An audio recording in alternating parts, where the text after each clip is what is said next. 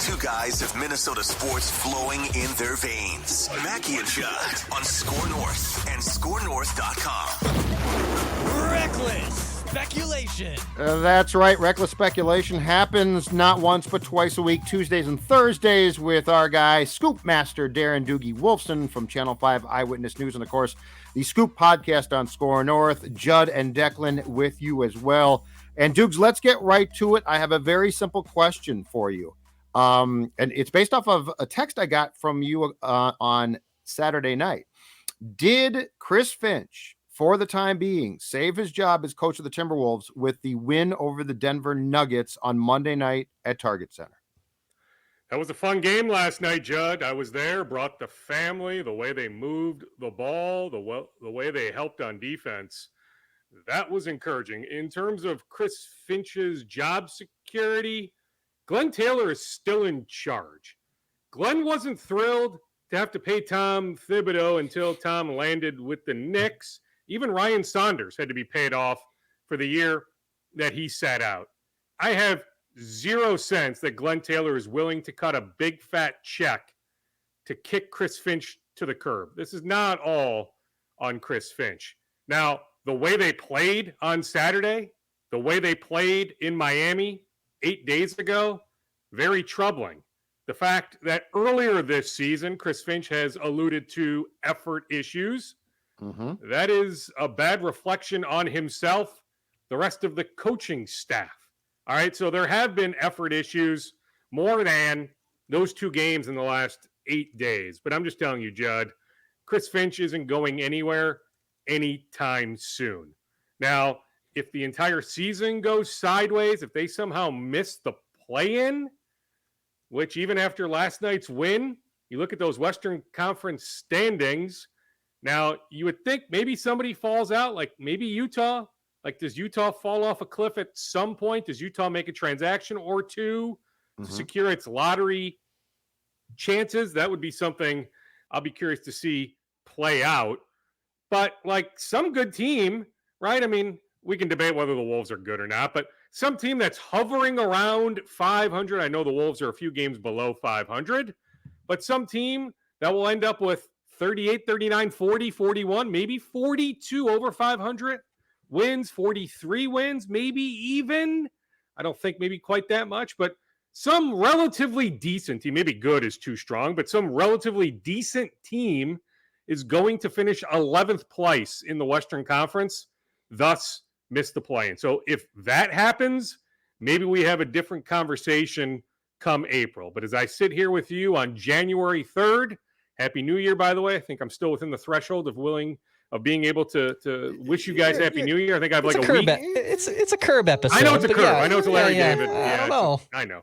I think I'm good until like January 7th or 8th. So I still have a few days. I can wish you a Happy New Year on Thursday as well for Reckless Speculation Thursday. But as I sit here on January 3rd, my sense is Chris Finch is in zero trouble. All right. Post-game, after the loss to the Pistons, which, and by the way, for those who don't know, the Pistons are trying to lose at every opportunity. They are awful, okay? Naz Reid was asked after that game if it was a mystery to the players why this team is underachieving so badly. And here's his quote. Not really. We know why. And I'm going to kind of keep that in-house, but we know why. That's why I said before, I feel like we can change this. We know we can change it. So we just got to buy into things that we know. That's pretty cryptic. What are you hearing about what's going on with this team? And do you have any sense to try to untangle the mystery of what Naz Reid might be referring to?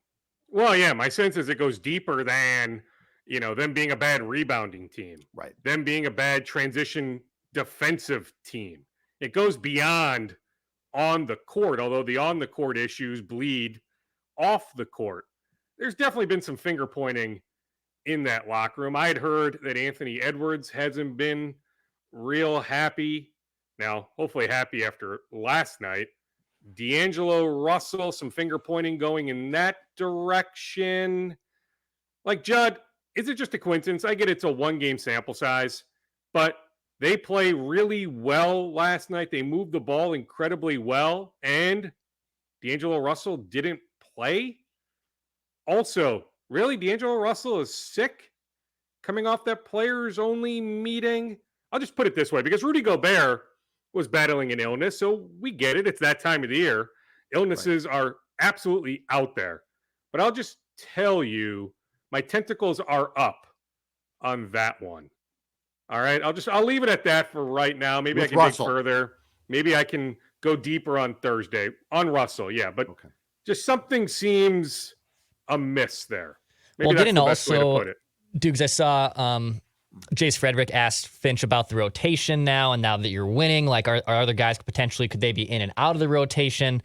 And that also kind of, again, put the tentacles up of, hey, now if he has an illness, obviously he's sick, it's that time of year, but also the players that are helping them win. And when you're losing 6 straight games and you break a win streak against one of the best teams in the NBA, you might have a little bit of a flukiness nature there, but also Finch is probably going to buy into the players that help them get a big win and look a lot more competent through 4 quarters. Yeah, I mean, there were stretches last night, Declan, where 2 two-way guys were on the floor, right? Luka Garza, Matt Ryan. And frankly, Garza deserves run right now. He's limited on the defensive end, but he absolutely can help you on the offensive end. Nathan Knight had some good moments last night. Nathan Knight deserves run right now. So yeah, what happens when Naz Reid, some back issues, but it's not like he's far away. What happens when Naz Reid is good to go? Well, to me, Naz needs to be in the rotation. There was one game a few weeks ago where he was out, but for the most part, Naz Reid needs to be in the rotation. Rudy Gobert was just okay last night. Now, his plus minus was negative. All the other starters were positive. Some foolish fouls. But I'll tell you what, like late in the game, Jamal Murray drives to the hoop, ends up stepping out of bounds because Gobert came over, and whatever Jamal was going to do, Gobert impacted that. He can make an impact in subtle ways like that don't necessarily show up in the box score. But hey, Walker Kessler could be doing the same thing, right? I mean, The trade has been a disaster. It just has been. We've been talking about that. It's what it is. I mean, and I don't know if it's going to change significantly over the next year or two. This sort of is who Gobert is. All right. And a reminder, in the summer, I was pro swinging for the fences. Maybe not this move in particular, but I understood the logic behind trying to go for it. I did. Now, should they have gone for DeJounte Murray or somebody else, Miles Turner? Yeah, okay. Right now, we can sit here and say, yes, they made a mistake going all in on Gobert. But I just want to remind people, because they can throw it back in my face, saying, hey, Dukes, didn't you tell us in July you were pro the trade? I was pro understanding the logic behind it. I also said it was an incredibly easy yes for Danny Ainge, right? Like if you were Utah, you didn't need to hesitate, even though you really wanted Jaden McDaniels. That'd be another thing, Declan. Like Jaden McDaniels, you can run plays for him. They don't necessarily run plays for him, but it's time to run some plays for him. There's enough offensive game there. So that is a tweak that I would like to see, that I wouldn't be shocked to see moving forward, getting Jaden more involved on the offensive end. So, Duke, just to probe down a little bit more on the chemistry here, are we talking players are potentially more upset at Finch and what he's doing, or is the actual friction between players in that room, and that's what's causing some problems that Naz is talking about? Yeah, I think it's more the latter. I do. Okay, it's more. I don't think it's the former. Yep. More. Great. More the players. That's why, with the trade deadline now just over a month away. I mean, the trade deadline is fast approaching. You start to wonder, is there a move out there?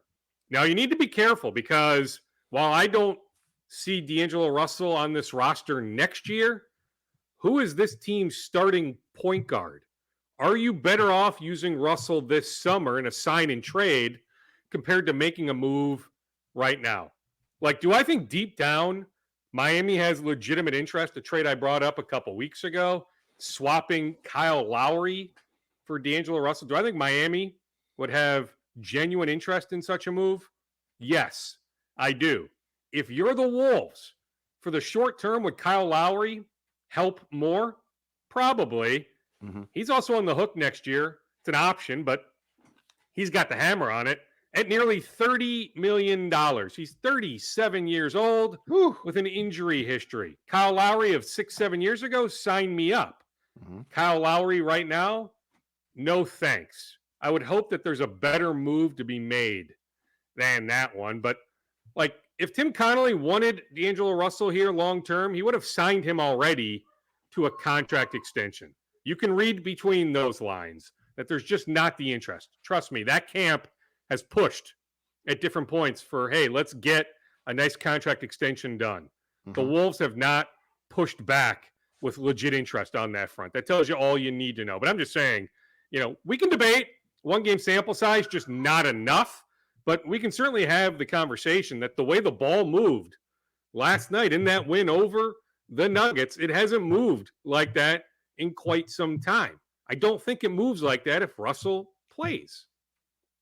What's the time table now on the potential return of Karl Anthony Towns? Are we getting... I'm told still several weeks. So, I said it a while back that I thought he would be back this month. Well, this month might be January 28th, not January 10th.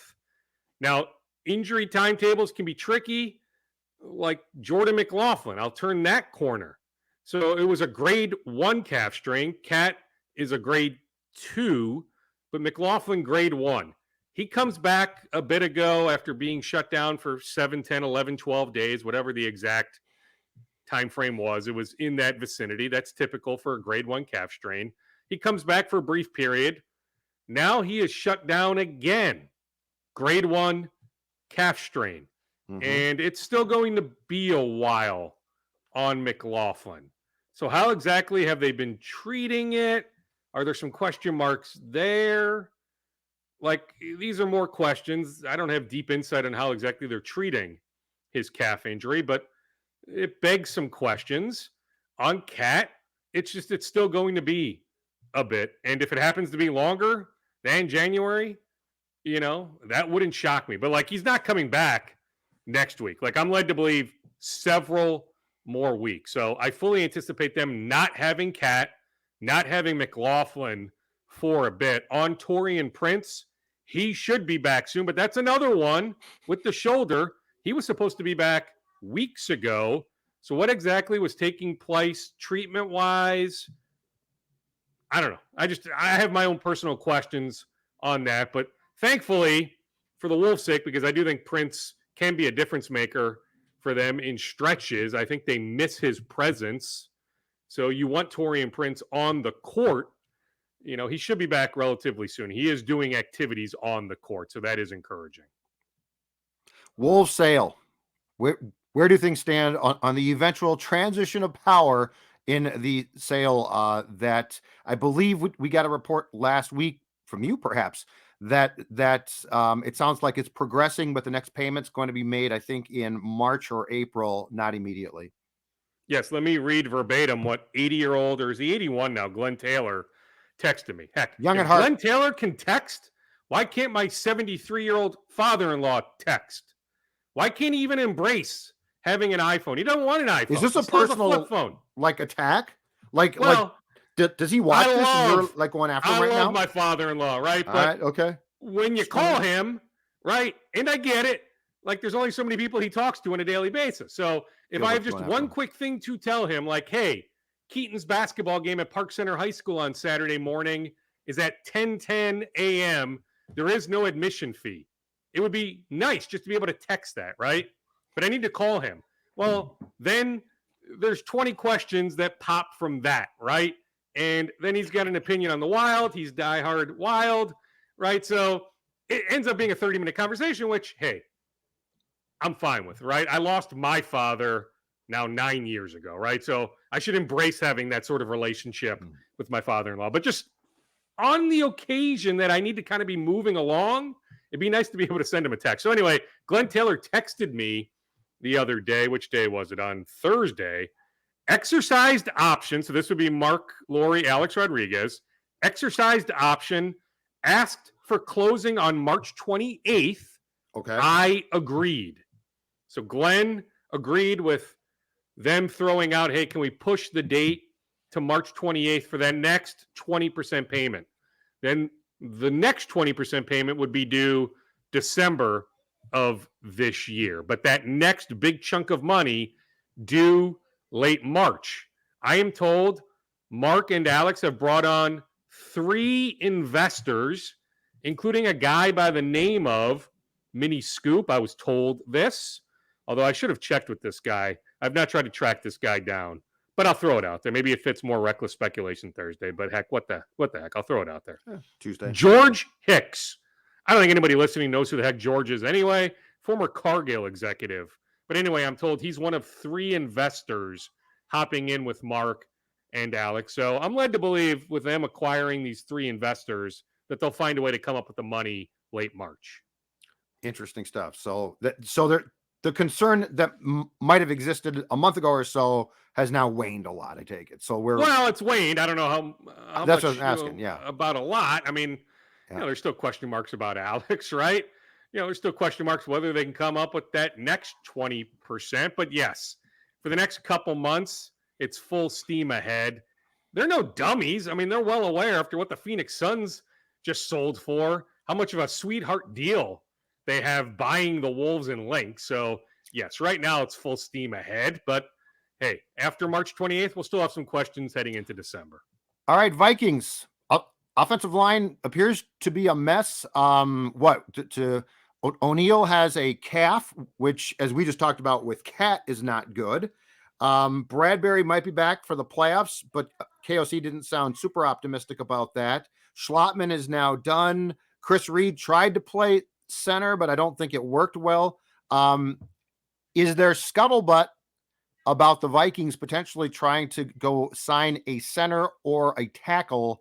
Because it certainly appears like the right side of the line right now might be Chris Reed, Ed Ingram, and Oliudo. And that doesn't really, to me, sound like a right side of a line that can make a playoff run. Well, agree. But who are you signing off the street that makes you feel better?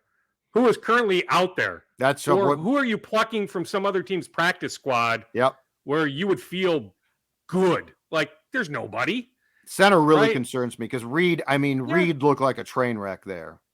Correct. Right. And they have a center, Josh Sokol, on the practice squad.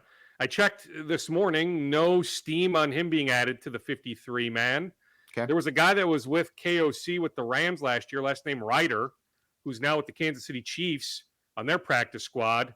I'm told at least right now, no steam on that front. We saw the Vikings plucked the cornerback Barnes off the Dolphins practice squad a couple weeks ago. So they're fully capable of plucking somebody off someone's practice squad. I fully anticipate them adding at least 1, if not 2, offensive linemen in the next 24 hours. Unfortunately, I just don't have a specific name with actual steam. On Bradbury, that back is jacked up. And again, Judd, we just touched on with Cat, these timetables can fluctuate. The car accident certainly didn't help after the Colts game, but he was doing some stuff in limited fashion in practice that Wednesday, that Thursday, or maybe it was that Tuesday, Wednesday with a Saturday game. Nonetheless, he was on the field doing some work heading into that Colts game. Well, ends up missing the Colts game, misses the Giants game, misses the Packers game. He's not going to play against the Bears. Could he be back for that first playoff game, whether it's January 14th, 15th, 16th? To be determined. I'm told. And stay in. Really tough guy. They're not ruling him out right this second. But Judd, I texted you a month ago saying, hey, you might want to look into the possibility that Bradbury doesn't come back this year. So there was even talk of that before the car accident. So I know it's been out there because I know the back has been really jacked up. Mm-hmm. But could he be back that first playoff game? He could be. We need more information, right? We're still at least 11 days out from that first playoff game. Heck, we don't even know with everything going on in the NFL right now, right? Is there a possibility of them postponing the games this weekend, just pushing everything back a week? I mean, I don't know. Some people have thrown out that idea that it's going to be hard for players to play and take so the Super Bowl soon. to a week. All these teams are canceling their media availabilities today. The Vikings postponed an event with Harrison Smith tonight. Now, that may be more weather related since it's snowing here in the Twin Cities. Right. But teams are canceling their media sessions today. So I'm just saying, I'm wondering about that. Is there any possibility that there are no games this weekend? Everything is just pushed back a week? or maybe there's not the 2 weeks in between the championship game and the Super Bowl. That's what I was going to say. You could do that. So, I mean, I'm just wondering. So if that buys Bradbury an extra week, potentially, that would certainly help. On O'Neal, I'll tell you this on O'Neal. So somebody told me on Sunday that before he flew back here from Green Bay, he was telling some people that he was somewhat optimistic that it was not a catastrophic injury, but fully knew, hey, I need to undergo this MRI the next day. We won't know more until sometime Monday. Well, KOC on Monday said, significant or severe. I forget how he termed it exactly, Judd. But it certainly sounds like it's a pretty severe injury. Now, is it a grade 2 calf strain, a grade 3 calf strain, or is it the Achilles, right? If it's the torn Achilles, all right, that bleeds into next season. If it's a grade 2 or grade 3 calf strain, that's many weeks. Grade 2 more like, 4 to 6 weeks. Grade 3 more than that, which pretty much would end his season. But at least he would, in theory, be okay for next season. So that's another. I've texted somebody close to Brian who normally gets back to me and didn't get back to me on this one. And I said, hey, I hope it's not a torn Achilles, thinking, he might just send back something, maybe even an emoji, something, and nothing. So, if you want to read between the lines on the silence, go for it, I guess. But I just don't know if it's a torn Achilles or not. Okay. This is a reckless speculation Thursday question on Tuesday. Do you think there's any chance on the tackle position that the Vikings would put in a call to Andrew Whitworth, who is doing work for Amazon, who looks like he has stayed in football shape, and who there was speculation last week that the Bengals might call on? Do you think there's any chance that the Vikings would touch base with his camp if they know for a fact that the O'Neal thing is likely season ending? Well, he's more left tackle though, right? So who's playing right tackle? I mean, are you going to trust that he can come in and play right tackle? You probably would have to, yeah. Or that's why this is reckless. Carousel to the right side. Yeah, I mean, it is reckless. It's very reckless. It's something I thought about, though. I mean, I haven't dismissed it. Yeah, you got to go there. I thought about J.C. Treader as well, right? I mean, are we sure that he's completely done, right? I mean, I even wonder if J.J. Watt is completely done, right? I mean, Tom Brady changed his mind. Are we sure that J.J. Watt is completely done Gronk playing football? So, yeah, I mean, all these things have absolutely crossed my mind. I don't have any deep insight right this second on Whitworth outside of to acknowledge your brain and my brain are on the same wavelength, which might be frightening. You know what though? It's frightening, but it's spot on. It's point, because you know what? Reckless speculation, Darren, as you often know, becomes reality because you dared to think about it. Okay, final scoops. What you got for us? All right. Well, so the Athletic had a note this morning about the Twins reaching out on Michael Wacha, the best free agent starter available. Yes, there have been conversations. I'll confirm that. But guess what? The Twins also a few weeks ago had a conversation on Johnny Cueto. They're not signing Johnny Cueto. Okay. So, let's wait and see on Wacha. I'll add on the Twins. There's due to be another conversation today on free agent outfielder A.J. Pollock. Now, it doesn't mean it's going to go anywhere, but there's due to be another conversation today on Pollock. So the Twins are still planting seeds on these free agents. On Carlos Correa, the Twins firmly believe he is going to land with the Mets, that they are going to figure that out. There has been a conversation with his camp in the last handful of days. Okay, so the Twins are suggesting that we're not landing Correa based on some new intel that they have received. So bottom line, don't get your hopes up on any sort of possibility of Correa somehow after all this landing back here in Minnesota. But the Twins are still being active. Trade talks continue. There's plenty of teams interested in Max Kepler, the Rangers, the Yankees, the Marlins, the Rays. I'm sure more than that. I can still foresee a scenario where Max Kepler is traded. So the work continues. The Twins are working this week. They took a couple days off for the holiday, but they are back trying to get some stuff done. But the fan base don't want to hear that, right? The fan base is sick of hearing, hey, the Twins were in on this guy, in on that guy. They want to see tangible action. So we'll react when something officially happens. But in terms of something that's actually happening, an AJ Pollock conversation is due to happen later today. Awesome stuff, Dukes. Thanks, and we'll talk to you again on Thursday. Okay, sounds good, boys. Take it easy.